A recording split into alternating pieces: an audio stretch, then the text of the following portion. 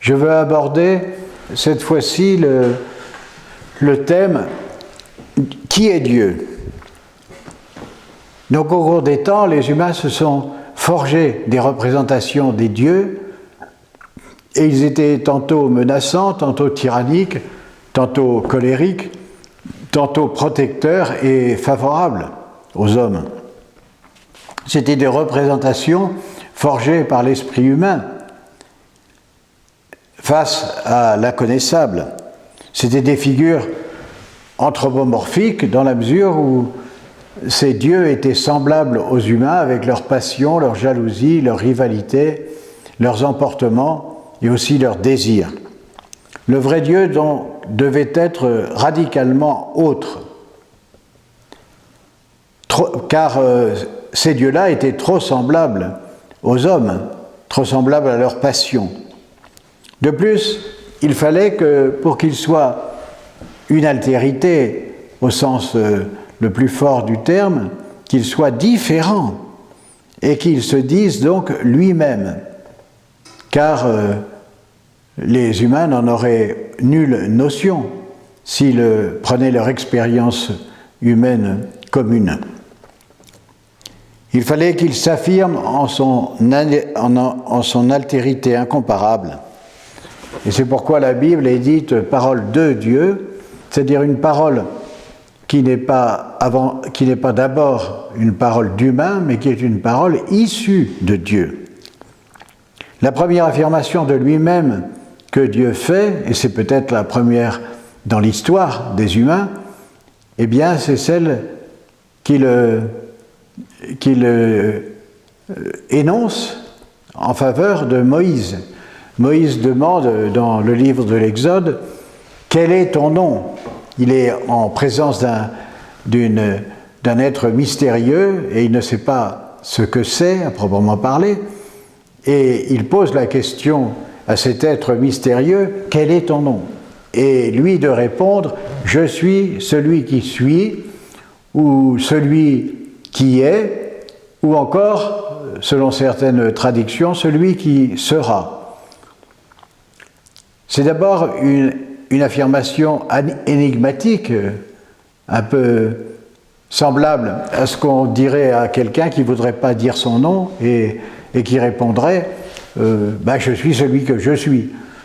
Et il y a déjà cette signification dans cette formule. Déjà cette signification pour dire, eh bien, mon nom, on ne peut le dire, on ne peut l'énoncer. Elle déclare une vérité profonde et qui aurait échappé à tout homme voulant décrire, évidemment, un personnage. Et c'est pour ça qu'elle a quelque chance d'être exacte. Il dit en effet qu'il est un jeu. Et on n'aurait pas eu idée aussi que cet homme puisse entrer, cet être puisse entrer en relation avec des humains. Il se dit comme un jeu, c'est-à-dire revêtu d'une identité personnelle et capable d'entrer en relation, d'entrer en interlocution avec les humains. Et de plus, je suis est identifié à l'être. Je suis celui qui est. Il est donc une personne qui est pleinement détentrice de l'existence plénière et donc qui va être raison de tout existant. Car tout existant participe à l'être, mais n'est pas, évidemment, existant en plénitude. Lui s'affirme comme existant dans une existence accomplie. Il dit la plénitude de l'être est confirmée par le fait qu'il ajoute « Je suis celui qui est ». L'être et moi-même, donc, ne font qu'un. Ma propre existence et l'être existant ne font qu'un. Affirmation vertigineuse, encore une fois, qui n'aurait pas pu être inventée par les humains parce qu'elle ne correspond à aucune idée particulière. Le « je suis celui qui suis » manifeste aussi qu'il est indicible, indescriptible, transcendant, qu'on ne peut rendre compte de son être par une affirmation tirée de l'expérience humaine.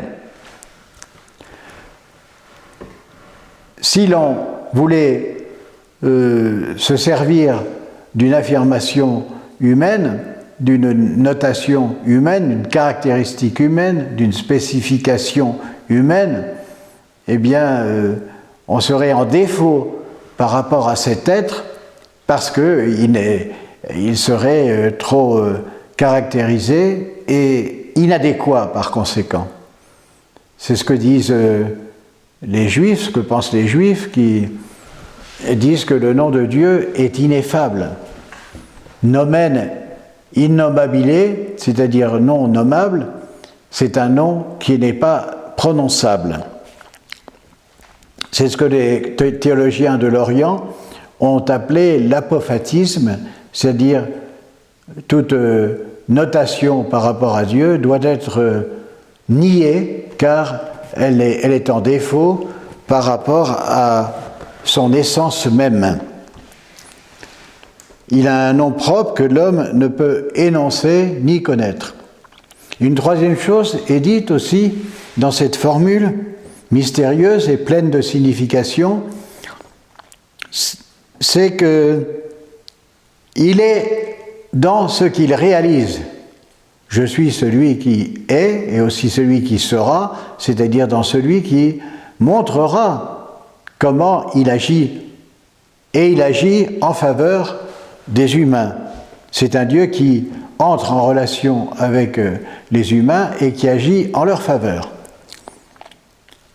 Quand Dieu déclare la formule que j'explique, que je tente d'expliquer, il ajoute à Moïse, pour Moïse, dit au peuple, je vous ai visité et me suis rendu compte du traitement que vous infligent les Égyptiens. Donc c'est un Dieu qui est ému par la misère du peuple hébreu qui est en esclavage à ce moment-là, qui est dans l'esclavage, qui sort de l'esclavage des Égyptiens. Il n'est donc qu'en agissant en faveur du peuple, au sein duquel il se révèle et pour lequel il va se manifester. Il n'est que pour et en vue du bien des hommes, que par son agir en faveur des hommes et de leur liberté. Il n'est pas un Dieu trônant dans un azur éthéré, lointain, mais il est proche et il est dans une proximité par rapport aux besoins des humains et aux besoins de secours des humains. Il vient au secours des humains, il est secourable. Il se livre à la destinée du peuple, à sa libération des entraves qui l'accablent. Il est le Dieu qui se donne en partage. Il ne se garde pas en lui-même dans une autosuffisance orgueilleuse, hautaine, indifférente. Il est communication de lui-même. Il n'est que de se donner. Il est dans le don de lui-même. Il n'est que dans la surabondance de ce don qu'il fait de lui-même et de son être personnel. Et il est aussi un être ému par la misère de son peuple. Et à travers ce peuple, le peuple hébreu, c'est tout l'homme, évidemment, tous les hommes, chacun des hommes. Cette perspective est complètement à rebours de ce que l'on aurait pu imaginer, de ce que l'on aurait pu se représenter, de ce que l'on aurait pu forger par rapport au Dieu, comme je l'ai dit tout à l'heure. Le désir humain serait d'être puissant, de dominer, de posséder. C'est dans l'histoire humaine le désir qui a prédominé à toutes les conquêtes humaines. C'est le désir de toute puissance. Ce Dieu, qui est quand même dit comme tout-puissant, eh bien, il n'existe qu'en se retirant derrière ce qu'il fait, derrière ce pourquoi il œuvre. Il crée mais ne se montre pas derrière ce qu'il fait, si bien qu'on peut penser qu'il n'existe pas, puisqu'on ne le voit pas et puisqu'il ne se montre pas. Il n'est pas manifeste. Il est, comme disaient des philosophes du XIXe siècle, il est en se retirant.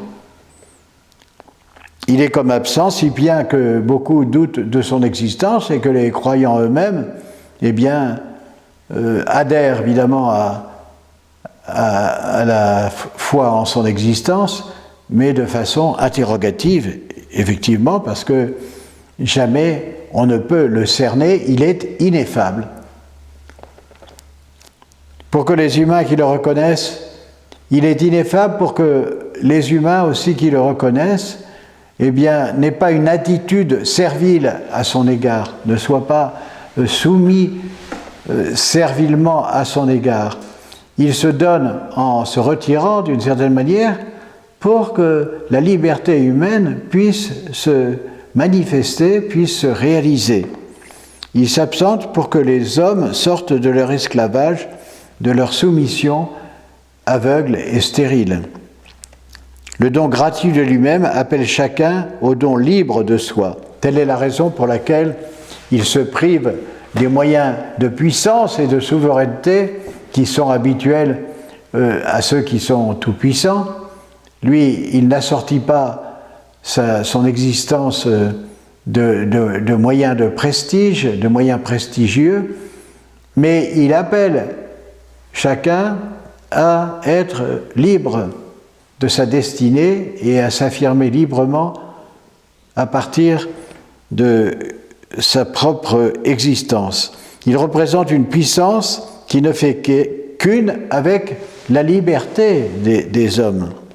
Puissance donc déconcertante, car les puissances habituelles, eh bien, se présentent ou sont assorties de moyens puissants, de signes de prestige, de signes prestigieux, alors que ce n'est pas le cas de ce Dieu dépossédé de lui-même qui est ému par la misère des hommes.